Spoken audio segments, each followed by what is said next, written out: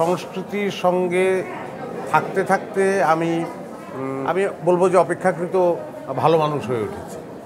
সুস্থ সংস্কৃতির বিকাশের জন্য আমার কাছে মনে হয় যে খুব তৃণমূল পর্যায় থেকে কাজ করতে পারলে খুব ভালো হয়।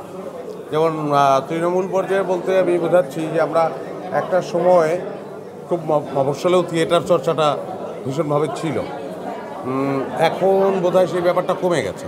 তো বাংলাদেশে আসলে আমি যেহেতু নাটকের লোক, সেই জায়গা থেকেই বলবো যে বাংলাদেশে অভিনেতা তৈরি, বাংলাদেশে শিল্প সচেতন লোক তৈরির ক্ষেত্রে স্বাধীনতা পরবর্তী সময় থেকে শুরু করে এ পর্যন্ত থিয়েটার একটা বড় ভূমিকা রেখেছে।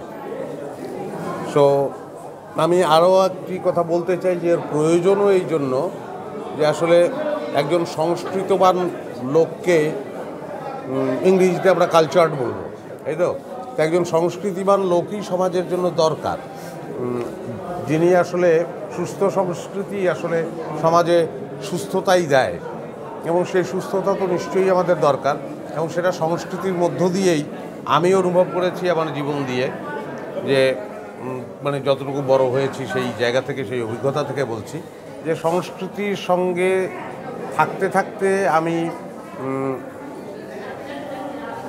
বলবো যে অপেক্ষাকৃত ভালো মানুষ হয়ে উঠেছি। অপেক্ষাকৃত মানে আমি বুঝতে পারি যে কোনটা সুন্দর, কোনটা অসুন্দর, কোনটা করা ঠিক না, কোনটা আরেকজনের জন্য ক্ষতিকর, আমার কোন পদক্ষেপ আরেকজনের জন্য ক্ষতি করছে। তো সেইটা আমার কাছে মনে হয় সেটা খুবই প্রয়োজন এখন।